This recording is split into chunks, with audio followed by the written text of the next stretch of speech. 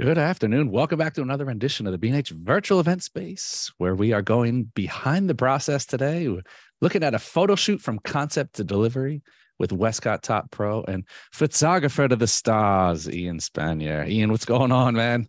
How are you, Derek? Good to see you again. Good. Always good to have you on, man. What's new over there in LA? Thanks. It's been a crazy year, which is always a good thing. Obviously, I think we talk about the weather out here has been absolutely strange, but business has been good, which is really nice. And it's there's always that nervousness after something like the pandemic to see what's happening. And I'm glad to say things are back and everything's kind of rolling. Everybody's kind of figured out this whole COVID, how to work around stuff and all that. So, yeah, this year started off great and it's just kind of kept rolling. I don't want to jinx it. So I'm just kind of saying, all right, let's keep going with it. I love it. Awesome. I love it. And it's kind of cool as you say that because we've kind of done COVID with you. And it's like we've seen your work process evolve through COVID.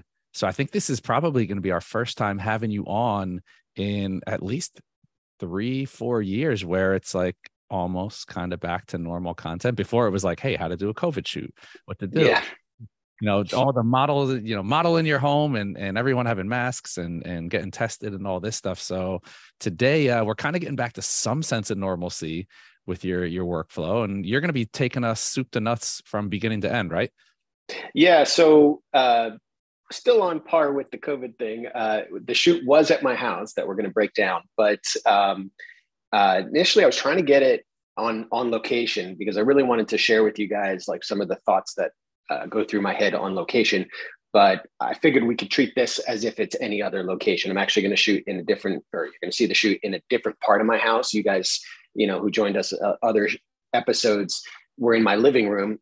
This one, I presented myself with a new challenge. And I like doing that because I feel like it's a great way to share how to get around the things that would stop a lot of people. And I think what the mentality that I'm always trying to press on you guys is this idea that these aren't problems, they're challenges, and challenges are meant to be overcome. So you're going to hear me probably repeat that once or twice, but you're going to see what I kind of had to deal with in order to do a shoot that ends up in a, what I would deem as a any shoot anywhere at any studio in any professional setting, and it's not in a professional setting. And that's part of the game that I like playing, is this idea that no matter where I am, I can make a shoot work out. And I think that's a super important way, especially nowadays, because, one of the results of COVID was inflation and the budgets are down and it is presenting its own, hate to use the word challenge again, but its own challenge in how to get these things done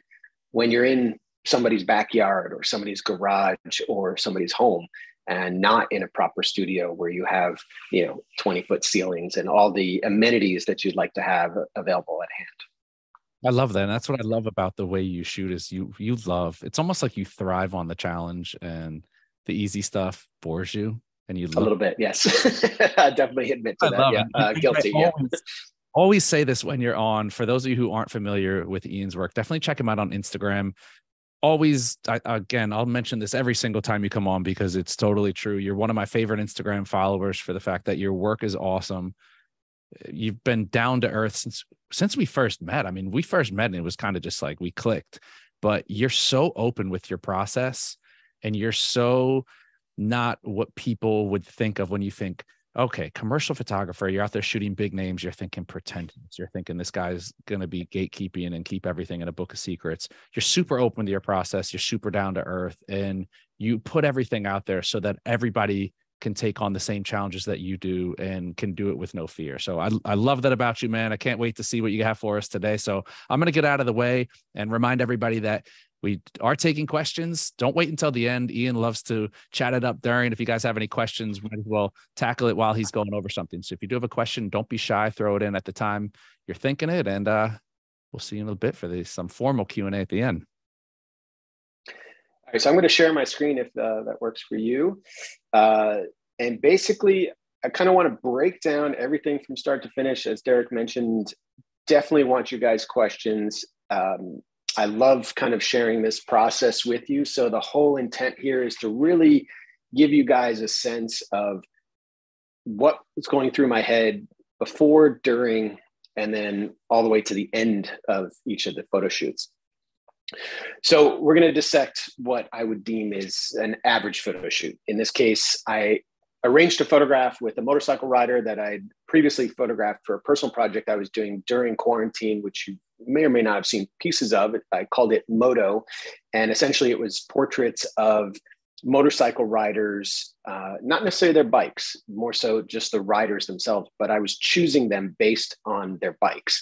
And this came through a mix of people I met through contacts, and then as well, connections from those individuals, and then even pulling some from Instagram. If I saw a picture of a bike that I liked, the person, and I thought they'd be an interesting subject, I, pitched it out to them.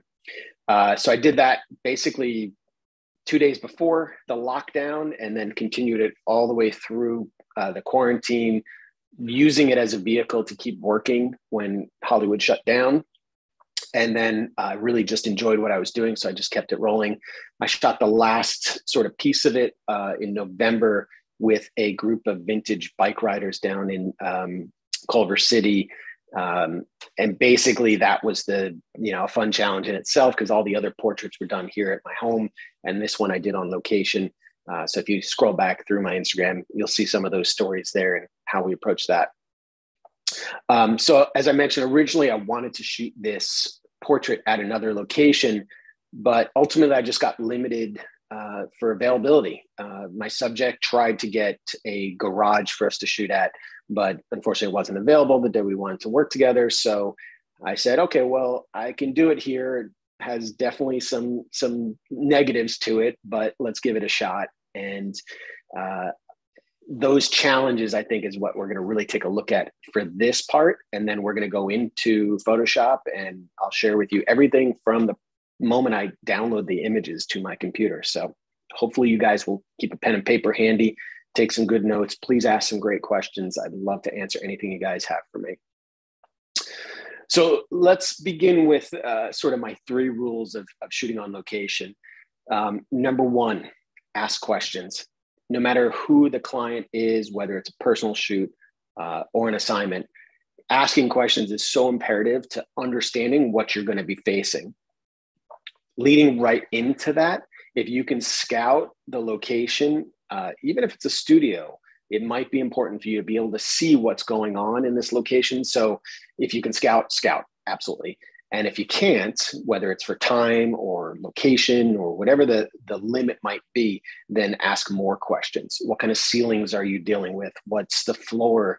What is the sound even in that space? Maybe you're shooting with somebody that's going to be aware of certain vibe at this place. And, certainly I face that with some of the celebrities that I work with, that we sort of want to match a location to make somebody very comfortable. A lot of the locations I end up at are hotel rooms.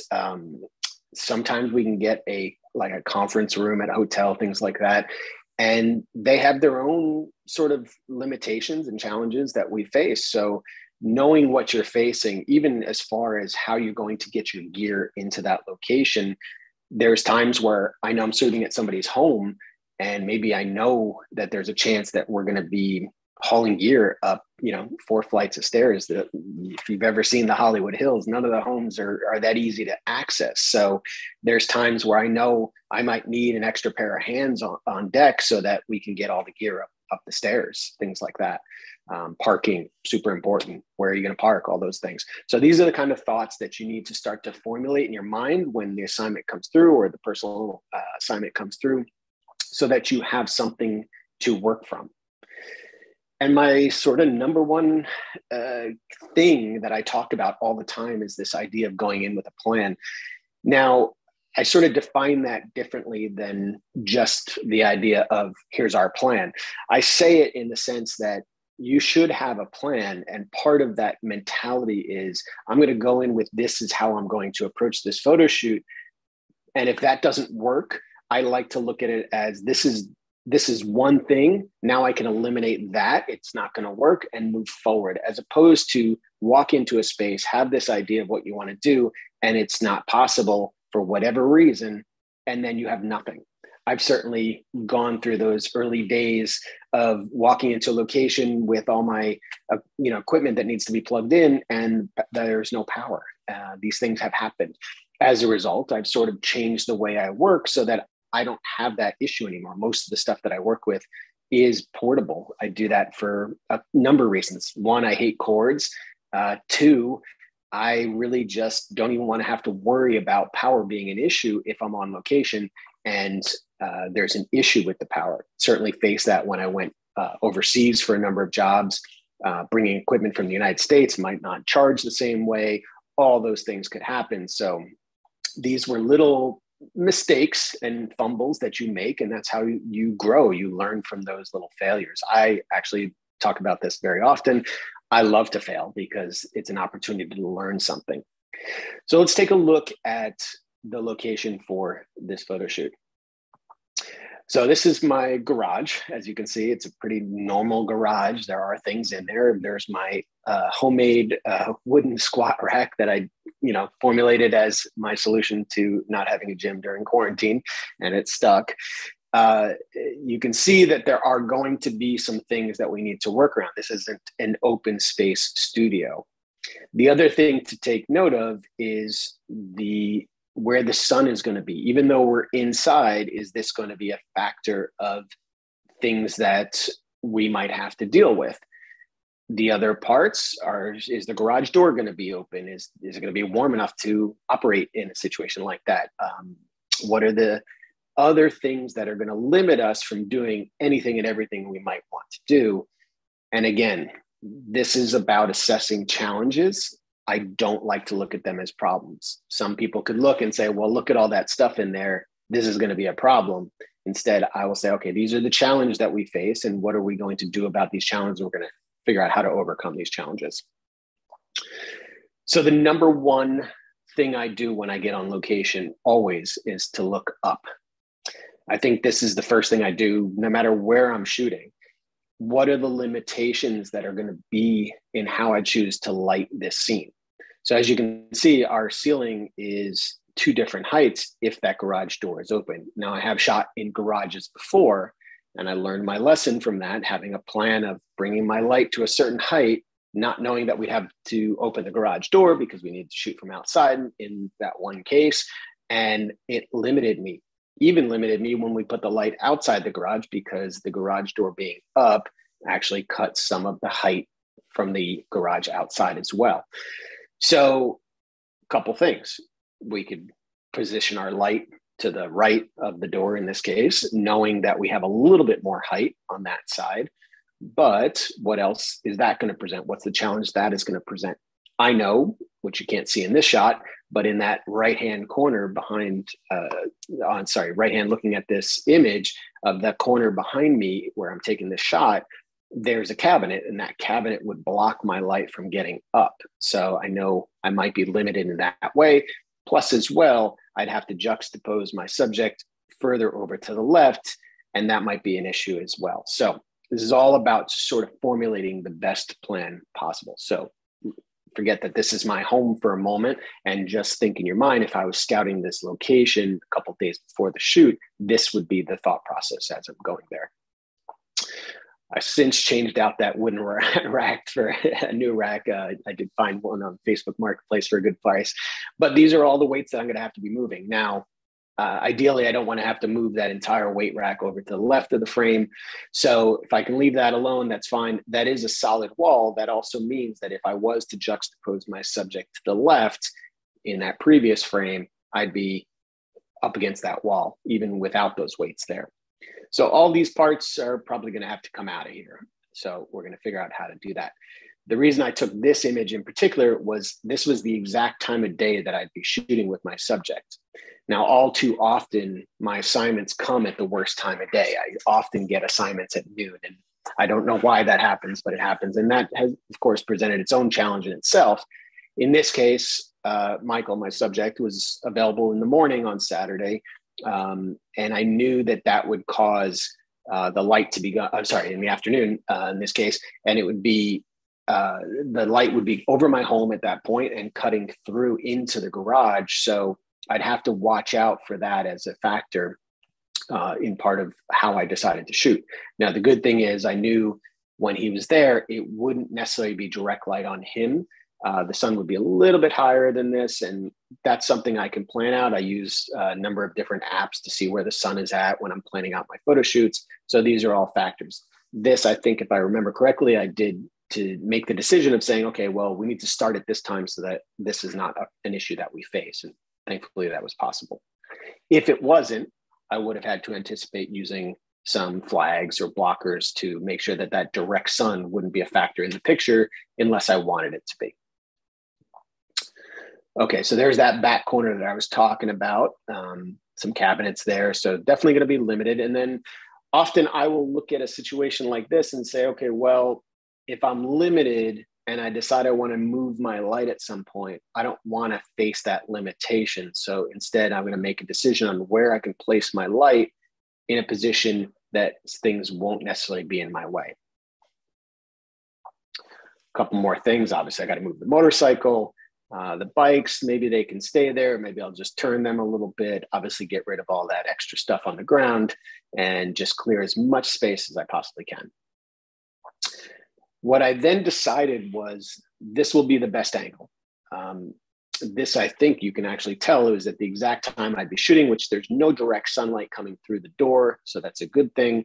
So if I do want the door open, then I have that as an option. I did decide, even though it wasn't super warm out that the day we'd be shooting, the garage door being open would not only add a little bit extra light for me that I could play off of, as a fill light, so I would limit the number of strobe lights that I would need, but as well, it would give me a little bit more space and a little bit more breathing room to operate. Plus, I wouldn't necessarily be limited by the ceiling height, even with that garage door up. The other thing is, which you couldn't see, is that there is a small storage room off to the other side of the garage. The way that my garage is actually set up, I have a sort of a dead garage off to the side. If I'm back in that room and shooting through the two doors, I have more space to move back, which allows me to shoot a longer lens, which is something I wanted to have the option to do. So that only makes me more inclined to shoot from this position, knowing that not only do I have light coming in nicely from the door that I can utilize, but I also have space to move back as opposed to being limited by the wall that's behind me. So often, if you're going to scout, bring your camera with you. Bring the lens or lenses that you might use, because those are things that you're going to want to figure out. Quite often, as I mentioned, I'm in people's homes or even offices. When I was living in New York, I shoot in office buildings all the time. And if I scouted, I would always have my camera with me so that I would have a sense of what lenses can I use safely in this room and not be limited to the way that I want to do the portrait or the assignment, whatever it may be. So originally, I would thought to light my subject from the right. Don't ask me why. I just sort of had it in my head that that's the way I would do it. But ultimately, because this angle would be allowing me more distance from my subject, other things that sort of check the box of this is a smarter decision, I decided, okay, I'm going to shoot with the natural light coming from the left, and I'm going to add to that light with my strobe equipment to light this exactly how I want. And I'm going to use that natural light as part of my lighting scheme so that I can take advantage of the situation and make the most of it. The other thing is that the ability to shoot from that other room would allow me to shoot to a similar distance from what you see here. Obviously, with a nicer lens than my iPhone, would allow me to get the sort of compression that I was sort of picturing in my mind with the portrait that I was doing. So once I'm done with my scout, or if I don't scout and I've asked my questions, then I start drawing up my plan on how to shoot. Now, something I've been doing since day one, if you can see on my camera, is keeping a notebook of ideas. And I've shown this before in some of the live shoots we've done.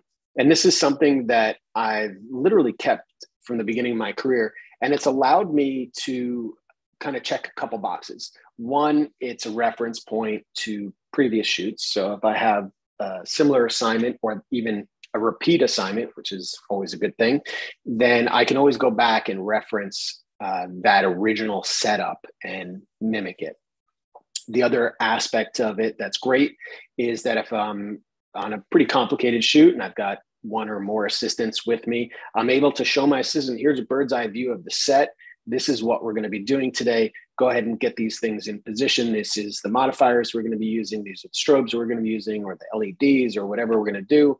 Go ahead and set this up. I need to talk to my client for a few minutes, and so on and so forth. So that is also a great, aspect of having a notebook of ideas and going in with that plan. Now, again, if that plan doesn't work, if the client doesn't like the lighting, or it's just not what you thought it would be, this is a launching point. This is where you can now move on to the next idea.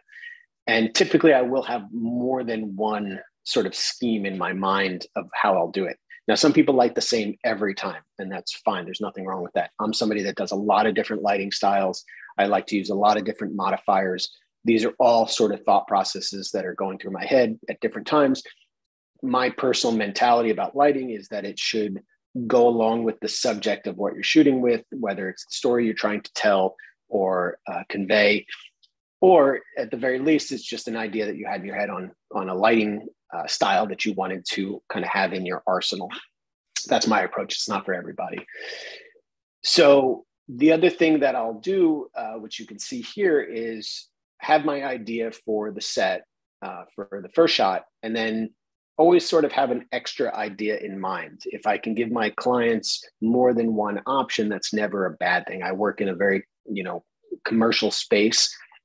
Sometimes I get 2 minutes with my subject. Sometimes I get 2 hours. So I don't want to just have one idea and one idea only and just give my client a folder of the same thing over and over again. I like to give them a variety of options. I sort of have an editorial background, so that mentality is always of what's going to be on the next page or what's going to be on the table of contents. It's always great when I do magazine assignments, and even if it's a one pager, but the art director gives me the table of contents image as well, because I did these extra setups. So it's never a bad idea to have more than one option to your client. So I have another option here for set 2, different lighting style, different idea completely, same location, same background, more or less, but just an option if there's time. And in this case, because it's a personal shoot, there would be time. Okay, so whether I'm in studio or on location, get there early. LA, you kind of get accustomed to traffic. So quite often I'll leave with an extra half hour at least. And if I'm early, I'll either sit in my car or enter the location early.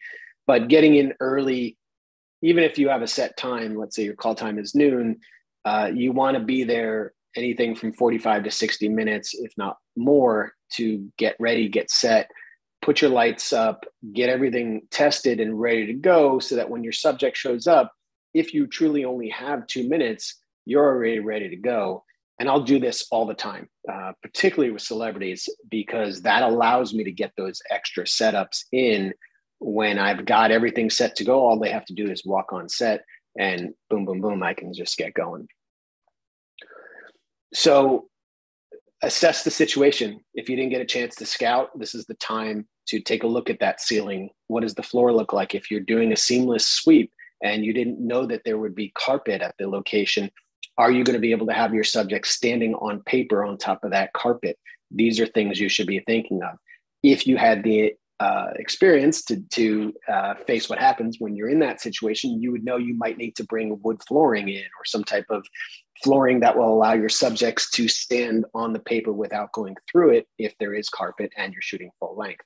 So these are the little things that you start to kind of add into your thought process when you're asking those questions, if you're not allowed to scout, or that you're asking yourself when you're on that scout. And again, this is where you apply your plan or change it. And this is the time where, if the thing that you went in to do is not possible, this is where you move forward. Don't be thrown off by that. Don't be put in a position where you've got nothing else and you don't know the solution on how you're going to do this. So if you only know one lighting style and it's not going to work from where you're shooting, that's the time to come up with another way to do what you're doing in a different way. Sometimes we get to these office conference rooms and it has a gigantic table that doesn't move and you anticipated doing a full sweep. This is the time where you can say, all right, well, I'm here early. I've got enough time to ask the location if we can shoot in the lobby instead of the conference room because we don't have enough space to put our 9-foot seamless sweep. These are the times those things happen. I always kind of go in and say, be ready for less, but be prepared for more. I don't like to bring a lot of equipment on shoots. I don't like to overload equipment. I have everything I need, maybe a little bit extra, but these are the times where, the rod on your softbox breaks. What are you going to do? You need to have a backup to that or some other option that will work. All these things will happen. I've had umbrellas where I go to open them right on set and then boom, they break right then and there. I've been on shoots where we've done 5 days of portraits with the same light modifier, and then something happens to it at the end of the shoot, and we need a solution that's going to still allow us to have that cohesive look all the way through to the end. And we need solutions for those things. So being prepared is super important, and thinking that, you could be given 2 minutes, but if not, then I've got this second setup and things like that. Those are the things that adds value and makes you more marketable as a photographer, makes you more successful, in my opinion. So one of the things that I think is super important as well is knowing the equipment that you're using and being able to rely on it. So, having extra memory cards, having a card reader that is super fast and reliable, having extra cords, all those things. So in your sort of checklist of what's in my kit, these are the things that are very important, and you need to make sure that you are set. Extra batteries, particularly when you're traveling on a job, all of those things make a huge, huge difference. So let's go back to this part after we look at the images a little bit. But I will kind of tell you that, when I shoot, what I will do is have sort of a process post job as well that's super important. Maybe for time's sake, since, I want to make sure you guys get enough on the Photoshop as well, I'll just run through this really quick. But of course, we can come back to it if you guys want. So after the shoot is done, I do import the memory card onto my computer and immediately change the name of that folder.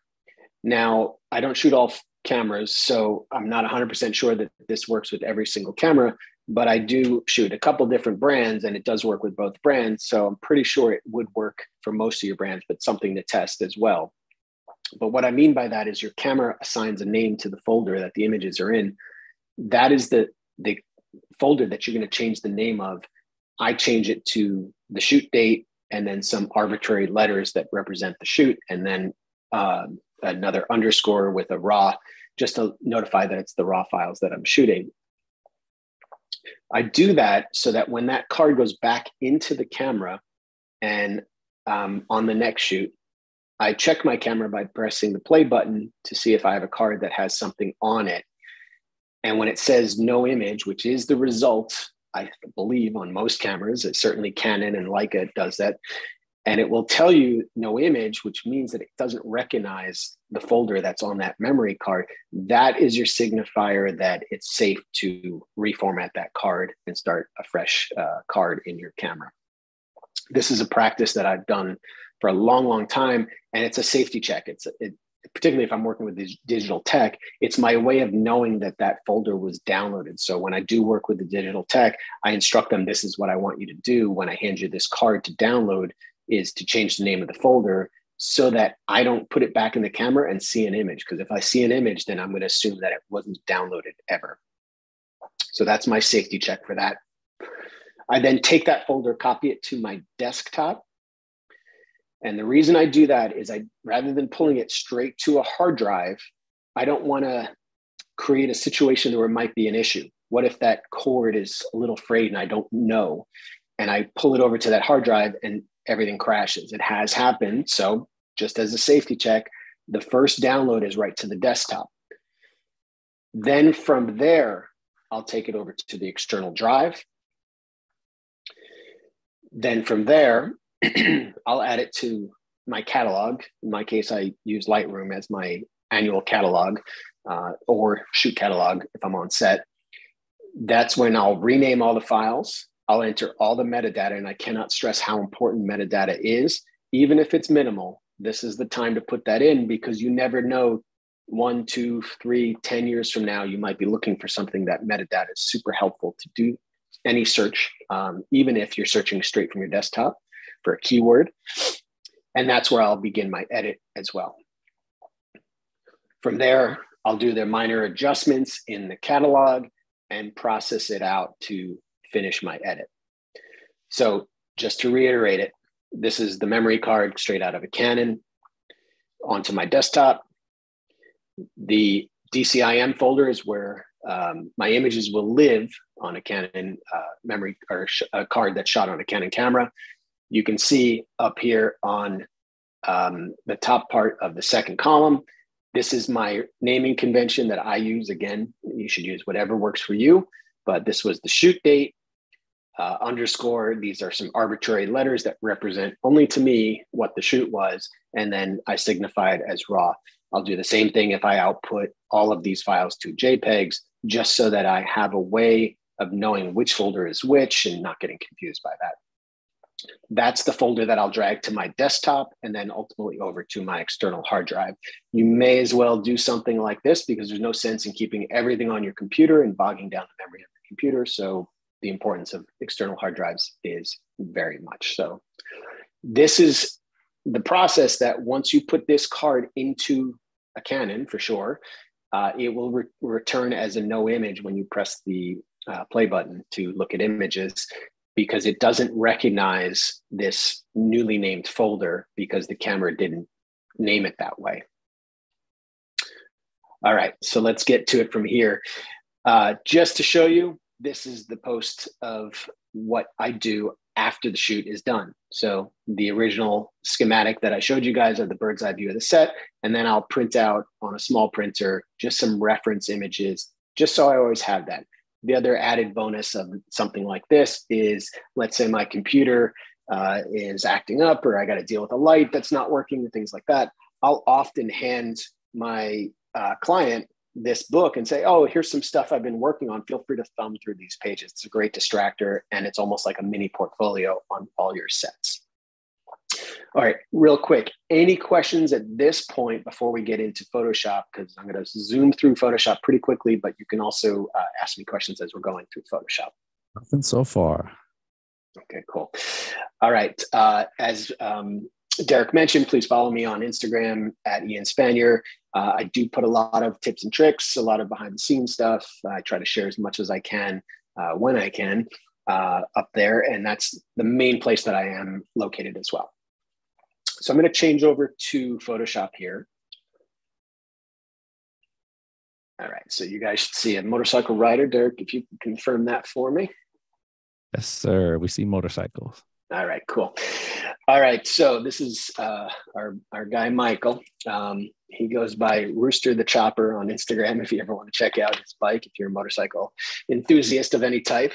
This is kind of a custom chopper that he has, and everybody kind of knows him out here, I guess. So as I mentioned, I originally photographed Michael for my project for Moto, and you know, we stayed in touch afterwards and got to talking, and he asked if I would be open to another shoot. And I said, yep, this one is all you. You tell me what you want to do, and I'll make it work. And amazingly enough, he sort of had a picture in his mind, and he sort of described it to me, and it very much spoke to me because it was very reminiscent of some of Irving Penn's portraits, who is one of my all-time favorites. So the idea that we kind of went with was something along those lines. Now, Penn had a full-on studio. He had huge backdrops. He had all these things, and I'm going to work with my limitations. So going back to what the plan was, I knew I had these two 8x8 X-Drop Pro backgrounds that are fabric. They're Westcott, kind of newest product that I really, really like. They're super portable, lightweight backgrounds, and the fabric options are great. The two that I have in this case are not the same. So I knew I'd be sort of overlapping them with the intent of changing the background to just being as if it was one giant one. So that's going to require some work. In an ideal world, if I had the budget and all that, I would probably pick up a second one of the same, at least make that part a little bit easier, or seam them together with something, anything along those lines. But, you know, you have to deal with what you have. The other big thing, I knew his motorcycle was quite large. So I knew I'd be facing some challenges as far as fitting his entire bike somewhere.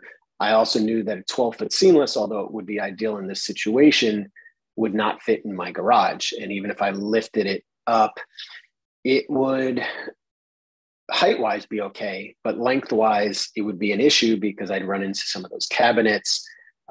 Certainly clearing the space was helpful, but it would still be more trouble than it was worth. And I knew what I could do in Photoshop. Now, I never like to go into a photo shoot saying, oh, we'll just fix it in post. It's not a great way to approach things, but I knew what I could do. So in this case, I sort of let that part go.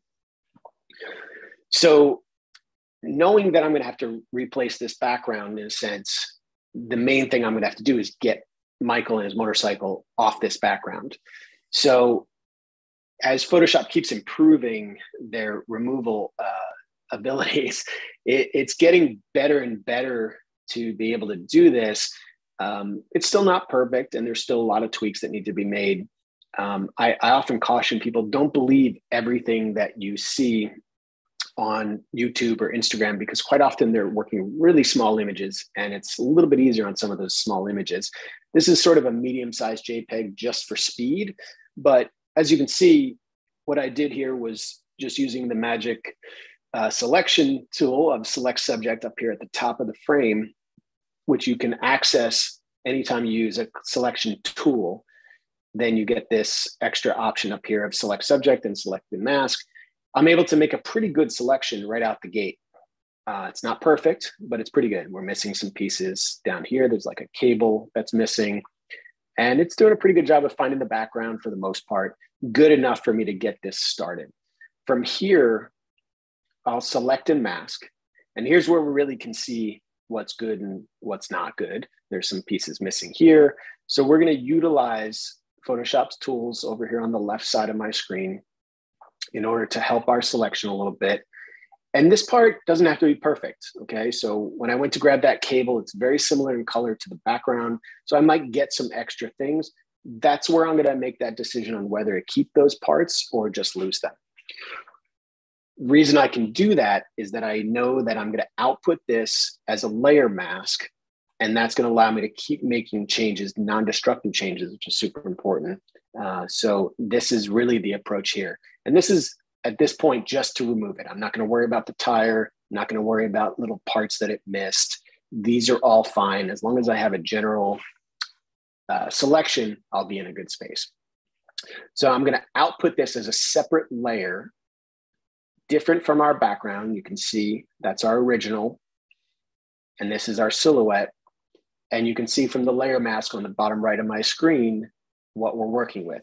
Now you can simply use the brush to make changes here. So if you zoom in, you can see like an example of this area, which we picked up the background. I make sure that my foreground and background color over here on the middle part of the left side of my screen is set to black and white. The quick key to do that is the letter D on your computer.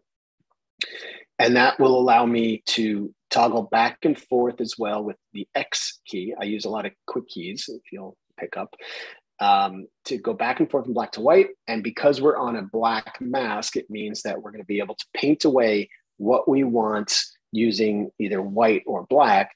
So with white, you can see nothing happens because this is an area we want to take away. So we switch to black with a brush that we're going to soften just a little bit by using the shift and bracket keys left and right.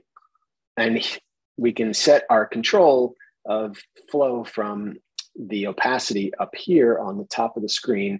0 will give you 100%, and you can move down from there depending on what part you're working with.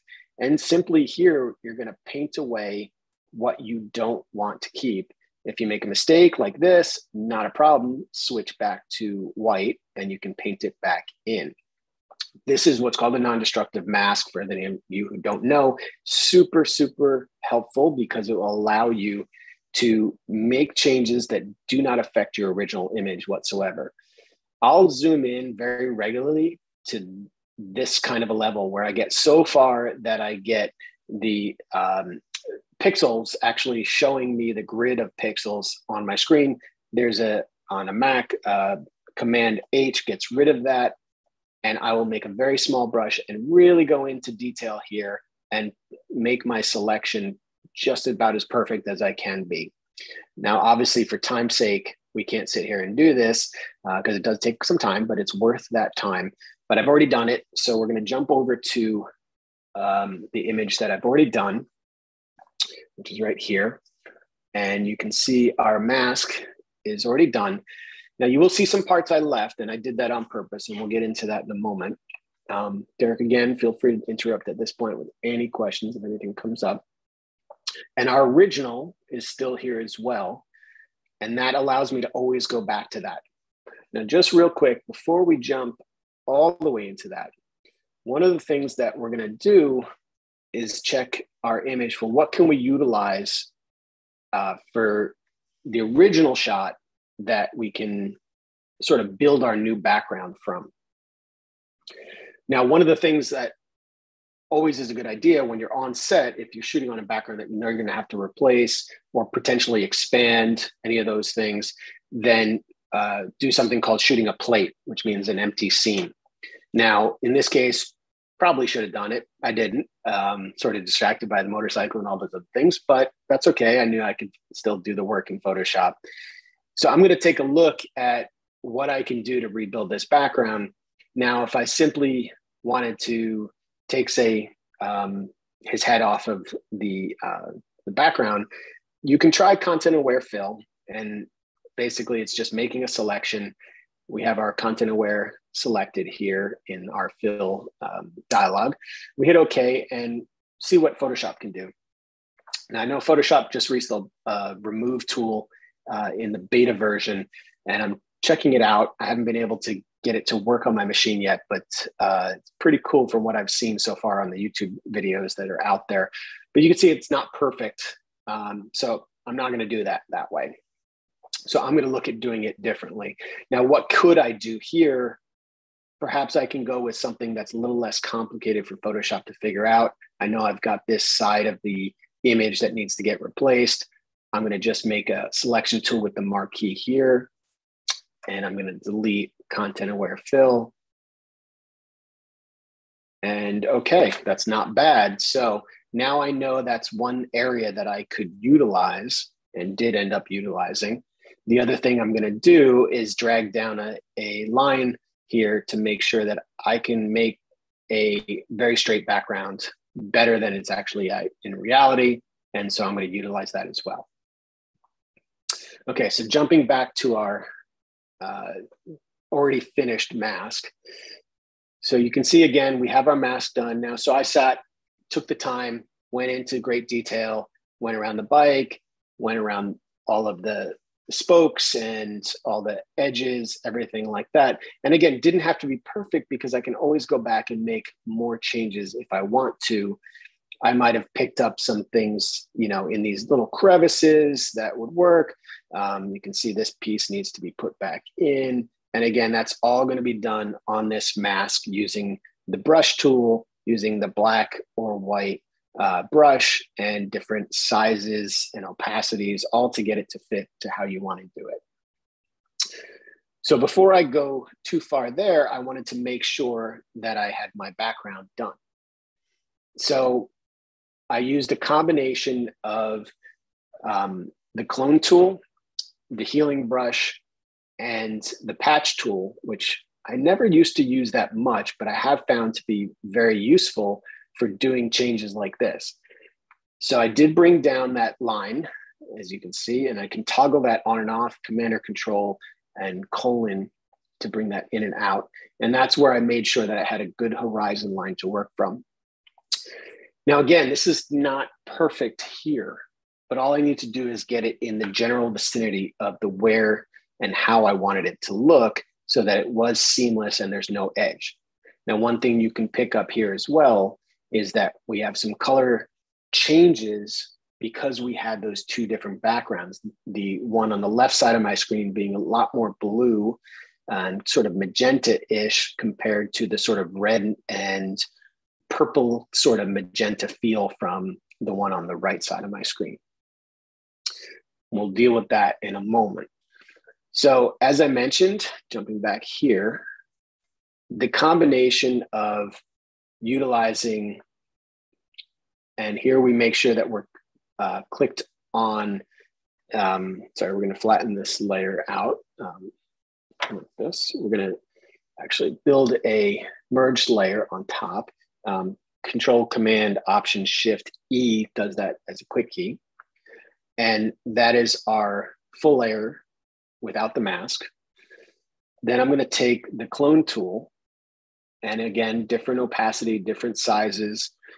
I'm going to clone away the things that I don't want. And again, here, I don't have to be perfect because all we're doing now is building out the background. So as I do that, and now I'm going to switch over to the patch tool, I can take some selections, grab different parts, see what works well to get rid of this. This is sort of a quick and dirty way to do this, and then you can get more precise later. But you can see the patch tool does a really nice job of sort of hiding our subject off this background and getting this a lot closer to where we ultimately want it to go. I'm not going to worry about the imperfections of the fabric at this point because I'm going to deal with that once I get a little bit tighter in. I know that as well, it's going to be better if that part is sort of blurred away to some degree so that it's less noticeable that it's a fabric and just sort of looks like there's a little bit more distance in the image. Now, again, we're going to want to make sure that we keep our horizon line. So I'm going to make a marquee tool that's up here on the top left, grab that and work within that so that I don't affect the bottom part of my frame. Okay, so as I keep going, essentially where I got to with that was where we ended up here. From here, I'm going to go ahead and say, you can see all of these little sort of imperfections that happen as a result of the changes. And so the easiest way to get rid of that is by going Filter, Blur, and Gaussian Blur, and then choosing an amount of blur that's going to get rid of those imperfections. So you can see as I move the sample, it shows me how much blur is going to push me in a spot where most of those little imperfections are gone. Now, one of the things I see quite often that people don't do is they make this blur, but then they fail to realize that there was grain in their image. So in order to make sure that you still maintain an image that's believable, I then at that point will go Filter, Noise, and add noise. And then same thing, put an amount of noise in there that looks like the original image. So in this case, I'm going to jump back and look at Michael alone and say, okay, well, how much grain do I see? How much digital noise is there that gives me the sense of film grain at maybe a little more than 100% or more, just to get a sense of how much grain I want to have in there. I can even leave that up, run that same filter noise, add noise, and run that filter on the image that's, the layer that's actually behind him so I can match it as close as possible. I can also choose here between monochromatic or not, uniform or Gaussian, all to sort of match the feel of the image. In this case, I think this is pretty close, so I'm going to go with 1.5%. And this is the result of that when that is turned on. So you can see as I toggle this on and off, the blur happens and then the noise gets put back in there that helps sort of sell as if this was the original image. Now, I mentioned that we have this discoloration to deal with. you can see what I did here was just using a hue saturation layer, which you can bring up from the bottom right here and choose hue and saturation. That will give you a hue saturation layer that will allow you to make changes to the layer, anything that's underneath it. Now, if you want to keep it only to the background, you can hold down the Option key when the dialog is on and click just in between these two layers, and that will allow you to connect those, and it only affects that one. So if you're working in multiple layers and you only want to affect the layer that you're wanting to affect, this is the way to connect it so that only that layer is affected. Unnecessary in this case, but just wanted to share that one with you. From here, I will move around the sliders in order to get the image where I want. Now, of course, it's important to have a color calibrated monitor that you're looking at so that you can really see these colors. You can see, and this is sort of the way that I like to look at it, I can see that red was there, as I mentioned before, but I will turn that saturation all the way up and see really where is the image getting affected by red, where are those red tones really affecting my image. So I'll go to the extreme so that I can figure out where I need to go in the opposite direction. So I'm going to bring that saturation down in the reds. I'm going to look at my yellows, again, mostly on the floor, a little bit of spill on the background. I'm going to bring that down. Let's come a little bit more there. I always like to check green. Nothing green in this one, so that's fine. Same thing, cyan.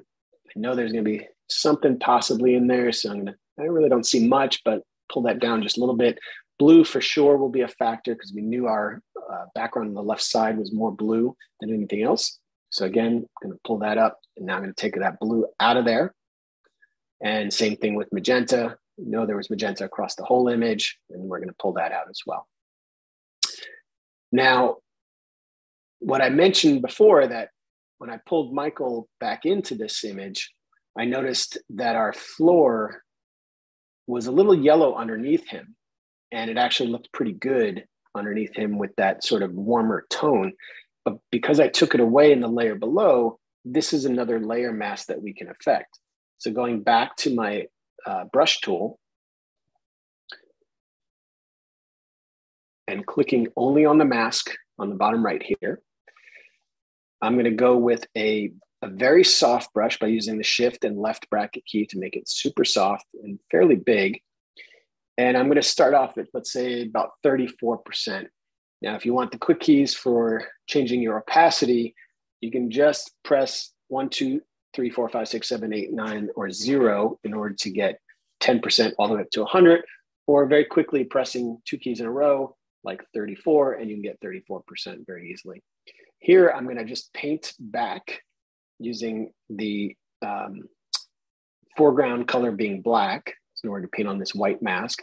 And I'm going to paint that color back in, which hopefully you guys can see on your screens. So now we're getting that little bit of yellow back into our frame. And I'm also going to go up to Michael's frame, and I noticed that in the corner here, we lost a little bit. So I'm going to paint that back in as well. And these will allow me jumping, from layer to layer to get some of the original image back in there. And that's the beauty of the non-destructive mask, is it allows you to pull that stuff back in. So once I'm satisfied with that, this is the time where I'll do any other retouching on my subject itself. If there's imperfections on the bike I might want to get to. I sort of go between two different schools. Sometimes I'll do that from the get-go and then worry about the background after that. Sometimes I'll do it once I sort of have my fully composited image, particularly in cases where I don't have to present a unlayered file or a flattened file to a client versus an unlayered file.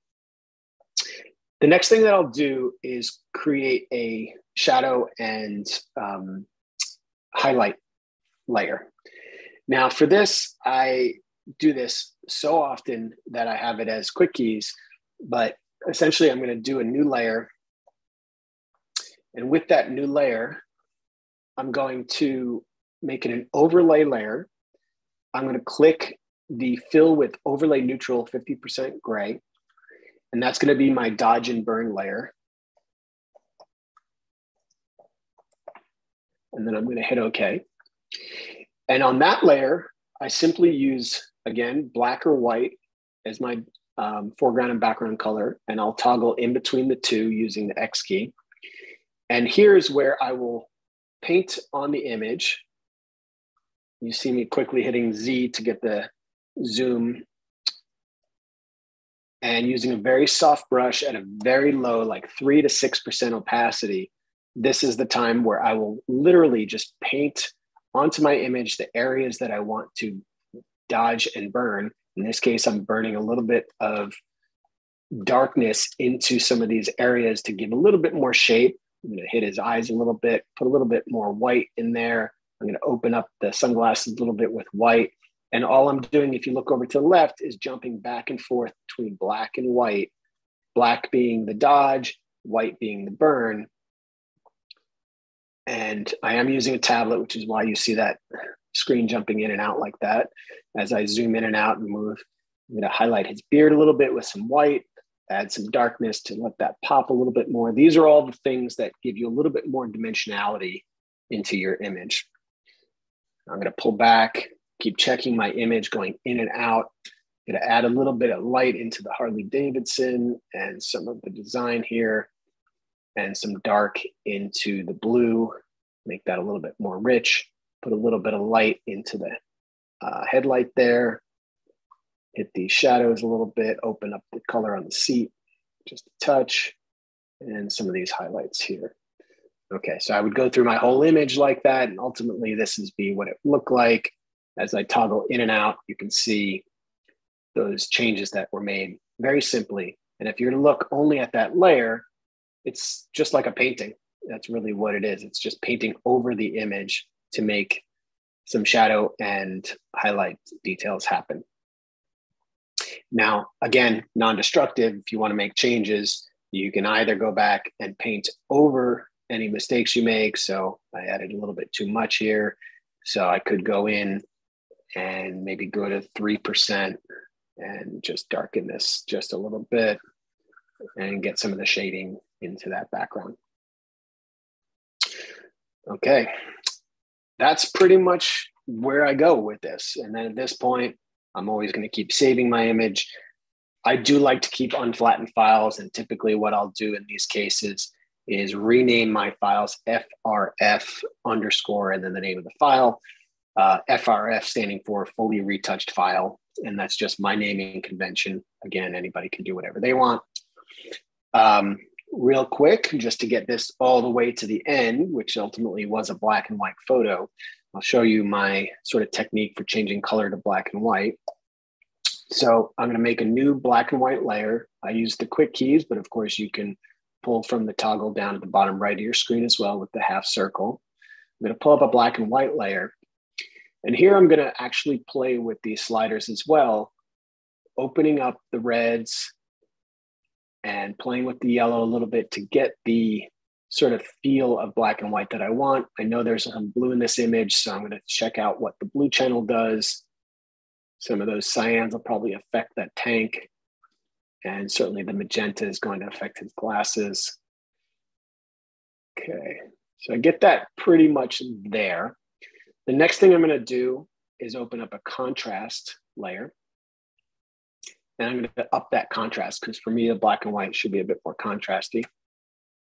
So now, of course, when you do this, you add a lot of darkness into this image, maybe a little bit too much.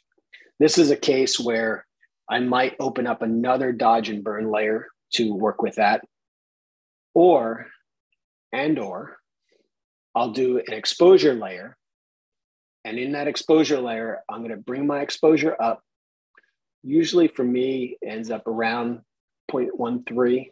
And that kind of brings me back to where I want it to be. And then I'm going to do a gamma correction, usually about 1.404. And that opens up those shadows a little bit. So depending on the image, it goes up or down. And you can see the difference as I toggle that on and off, that we sort of get back to our original image as far as lighting and tone and all those aspects. And it's a pretty clean conversion to black and white. Now, again, I wanted to do a very specific sort of Irving Penn type feel with this image. So I'm going to go back into black and white. And I'm actually going to add a tint to it, a tint that I had pre-chosen. And this is a black and white layer as well. This will just add sort of a duotone to it. So I chose that sort of light tan, but it's way too heavy. So I'm going to bring that down by changing the opacity and make it a little bit more subtle. So about 20%. Now, again, at this point, I may go ahead and do a new layer with that same dodge and burn technique. So overlay, fill with neutral 50% gray, D&B, dodge and burn. Make sure my dialogue is set to black and white, foreground, background, sorry, I should say. And again, going at a very light, like a 0.06% opacity and a very soft brush. And I'm just going to simply paint in some of these highlights and shadows that I want to stand out a little bit more now that we're in a different sort of color space, being that it's black and white. And I'll just sit here and do this until I'm satisfied with the look. Any questions, Derek? I have a question, and yes. I'm gonna, while you're answering this, I'm gonna open it up. Don't save them, people. Get them in now. First of all, I never saw this come. I had no idea you were gonna not really composite it, but that you're gonna take out the background and kind of work it like that. So that leads into do you ever? The one thing I always worry about whenever I get in, the further I get in with retouching, the more I start to worry. I start doing the before and after, and I start to worry, am I just seeing it, or does it look off? Whenever I go with like far into like dodging and burning, I start to wonder if I'm doing too much. How do you know when to pull back? Because sometimes you're right on that line and I'm like, oh, this looks great. But then I do like before and after, and I'm like, but it's drastic. But wait, does that look natural? Are people going to be able to tell? Do you ever get in your head like that? I would say at this point, no, only because I'm constantly checking myself as I go, turning on the changes, turning off the changes, all those parts. I do want to say that a lot of people use the dodge and burn tool that Photoshop provides. I have found this 50% gray as a much more effective. First off, it's non-destructive, so you can always turn it on or off. But I found it to be a much more effective technique in the dodge and burn and making it much more subtle and much more natural. Plus, as well, if you feel like, let's say just for now, just look at his, the flag on his shoulder. Okay. So let's say that is a little bit too bright overall and you've overdone the dodge and burn. You can change the opacity to fit, to make it more what you wanted and make it more subtle as opposed to all the way up. So that's, again, one of the beauties of these non-destructive layers, which is why I work so much in layer masks and non-destructive layers, because they're all something you can always go back to. If you felt, for example, that I negatively affected the image by adding this exposure, I could go back and change it, very simply, because it's a non-destructive layer. So especially if you're starting out in Photoshop, if you feel like you're too heavy-handed, you probably are. And that's a good opportunity to sort of build the mentality of these non-destructive layers, because those are the ones you can always pull it back a little bit.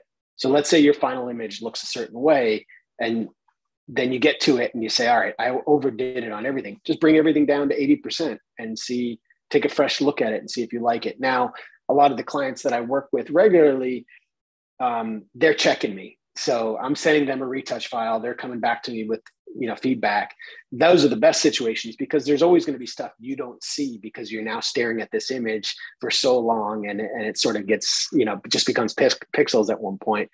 And so that's there to keep you honest. Yeah. So having a checkpoint like that is great. The other thing that I've really found as a useful tool is, especially if I'm on a job where I'm retouching 25 images or 30 images, and it's just, a grind, I will walk away quite often and come back to that image, close that image, go to a different one, and come back, check it again, because your eye just does sort of stop looking at some point. So you need to sort of hit refresh in your brain. So a good way to do that is to move to something else, just for a moment, even if it's just temporarily.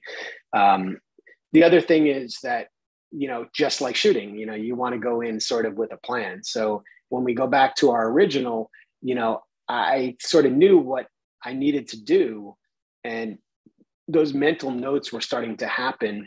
Another cool little trick I'll tell you, just even seeing something like this where, I'm picking up some highlights that are warm here, right, from the outside. One technique that I love using is using the brush tool again, changing the mode to color, and then setting a very low-ish opacity of, say, 23. And then you can use your brush to sort of get rid of some of those yellow highlights. And it's going to be pretty subtle here, but you'll see it start happening. So if I wanted that straight chrome, then I'm going to come at it like this. So I'll make that sort of mental note as I'm looking at the image as a whole. I'll make sure you go back and hit that at some point. It works really well. I'll show you to the extreme on something like that blue background. It's the same as doing saturation. So you can see I'm pulling all the color out by doing it that way. I've always done a selective color adjustment. Another way to do it. I mean, one thing with Photoshop, which I love it. There's 100 ways to do things. There's no right or wrong way. And I think everybody gets kind of caught. Oh, no, you shouldn't do it like that. No, do it whatever way you like. Oh, I'm about to steal your way. That's what I love is like, feel free. It's all the time. Yeah. So things like this, again, in an ideal location, those highlights would have been beaten down because we'd be in a studio where we can control that warm light coming in where we don't want it. That's a reflection off of, the wood that's, on the other side of the room, and it's picking up that wood tone. Whereas, there are parts of the bike that should be warm, like this area should be warm, but this one, maybe not. We want those brass bolts to be there, but we don't want any warmth in this area. So let's paint that part away. And if we go back, you'll see that it makes a huge difference. It's subtle, but it's a huge difference. I'm glad you actually went into that, because I think a lot of people, when they think local adjustments, they don't think stuff like that, like a little bit of color casts. I would have never thought color cast on the chrome parts of the bike. So I'm glad you pointed that out, because I do a lot of, and I think a lot of people just you do your contrast, you do your overall adjustments, but sometimes you have to go in and get those little details done. And it's not just the healing brush. It's not just clone stamping. It's stuff Correct. You got to pull out from color cast. I don't think we think about color cast, for most of the people who aren't doing this on an everyday basis, doing this full time, doing it commercially, where when you're doing it for commercial clients, you have to pay attention to every little thing. The details matter, and you can't have color cast on something like that. Yeah, I mean, even the background, this is a very clean gray background, right? But it always picks up blue and it always picks up magenta. And even though my camera is at daylight balance and my lights are daylight balanced, it's just what the fabric does. And this floor is warm. It's going to kick up a warmth to it that's going to affect it. So going in and making it the color that it should actually be is super important. Even enhancing colors is super important when they need to be there. Going back to what you were just saying, his glasses have this tint on them. It's something with the sunglasses. So I might choose, a color that's close and do that same technique and just knock that down a little bit so that blue goes away and it just becomes the same sort of amber color that his glasses were. And that's that same technique of just using the color mode instead of the regular painting mode on a brush. Now, if it gets too heavy, then obviously you've done something wrong. And you were asking before about, the dodge and burn. One of the things you can see if you go too heavy with the dodge and burn is that it will start to affect colors. So I'm going to go to the extreme here, and this is going to add quite a bit of color that's not correct, So, when you're doing the dodge and burn, if you ever see the color shift, you've gone too far. So that's a great checkpoint. If you're trying to open up a shadow too much, you might need to go back to the raw file and re-output it to see if you can make a better output because you've done something that's gone too far. Sorry, that should be on normal. So like this, that's going to be too much, obviously. So we don't want those situations. Everything should be subtle, all your changes should be subtle. When you start to see, burning reds and things like that, you've gone too far. So those are great checkpoints to maybe go back and take a look at that raw file. And when I spoke about earlier, making those small tweaks in whatever catalog you use, whether it's Capture One or Lightroom, I'll make small tweaks there. I'm looking for shadows and contrast and all those things, but I always know that I'm going to fine tune it when I get to Photoshop, because that's really the area that I want to make those big changes. Awesome. Ian, this was great information as usual. Thanks. Wow. But looking at the final, go back to, let me see the first, what we started with. Original. All right. So let's do it this way. And it's like, yeah, like the meat and potatoes of the image is pretty much the same. It's like you nailed it. You nailed it in the shot, but that others, it just adds, it just shows you how much the setting can just sell the image. The other thing to really pay attention to, we're lighting a subject for the best possible scenario, right? But there's always some stuff to do to make it better. Now, in an ideal world, I'd have, assistants with reflectors and this and that. I could really fine tune everything going, but, it wasn't that kind of a shoot. So some of those things are going to be done in post. And so, even again, looking at that American flag on his left shoulder, there wasn't enough light in that area, but there was enough information that I could pull more information by the post work that was done, so that popped a little bit more. So look at that, how that lighting evens out in the second image when it's done versus, the original where it's not quite there. Even the dimensionality of his hand on the handlebars, putting a little bit of highlight into those hands gives you more dimension. Right now it's kind of flat, right? There's some shape, but not a ton. But now that we have a little shadowing in the crook of his arm and a little bit of highlight action on his hand, that becomes a more three-dimensional image. Then add to that the fact that we blurred that background, it made it feel like a bigger space than it actually was. And if you ever go back and look at, Irving Penn's Hell's Angels, you'll see they were pretty close to the background, but it's a different camera, it's a different feel. The depth of field was lower, and it started to have that feel of it. I had sent Michael that image of the Hell's Angels that Penn shot, and that's how I knew we were on the same page, because he didn't know Penn, he didn't know to say this is what I want.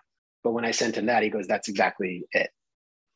Awesome. Yeah, I was gonna say, even just taking that the shadow off the backdrop right there, it's you hit the nail on the head. I actually had somebody reach out to me recently, was asking about my medium format camera, was like, this is the look I want, and it was that closer, wider, shallower depth of field, but look, that dimensionality that you're talking about. And if you look at the first shot with the shadow on the backdrop, your eye kind of gets pulled there and away from the subject. Absolutely. Yeah, it's a distraction, but it was a limitation of the location, right? So at one point, the original thought I had, again, before taking into account how wide his bike is, I mean, that bike is almost 9 feet long, right? So knowing, actually, it's got to be over 9 feet because that background's 8 foot, right? So I had thought originally shoot into the location, into the garage, and I'll put him at the back part of the garage or at the front of the garage, and I'll have the background behind him. And I thought to myself, well, if I use a 12-foot seamless, then I've got the distance lengthwise into the garage that way.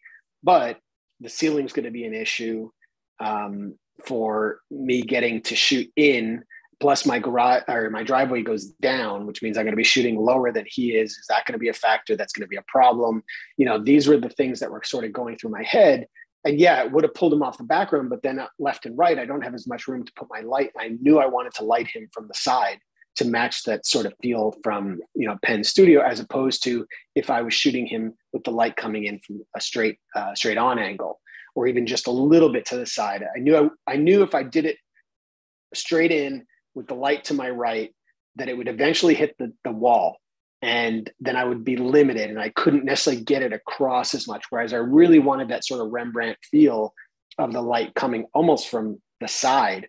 So you can see even in my direction to him, you know, he's looking at me straight ahead, but I'm saying, turn your chin to the right a little bit so that his opposite eye picks up that light, puts a little bit more light in his face, gives a little bit more dimension and shape, knowing that once we get to post, it's going to create that nice shadow and that darkness. And I wanted that shadow field to go all the way over to the right, as you can see here, which was more in line with Penn's studio, the way that his studio sort of looked.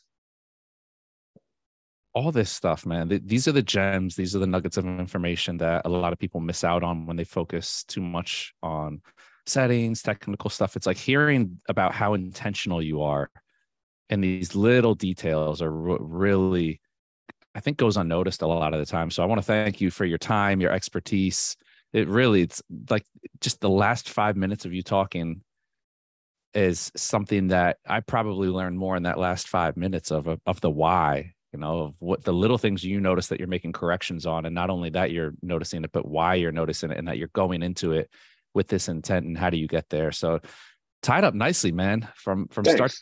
You had a plan and you executed it well. So Ian, I want to thank you again. I've dropped Ian's Instagram and website there for everybody to go check out. Again, one of my favorite follows. You guys are going to learn something constantly from his posts and just constantly be inspired by wonderful work. So Ian, hope to see you on the East Coast sometime in the near future. We'll see if we either I can get out to the left coast, you can get back over here, and we'll link up, man.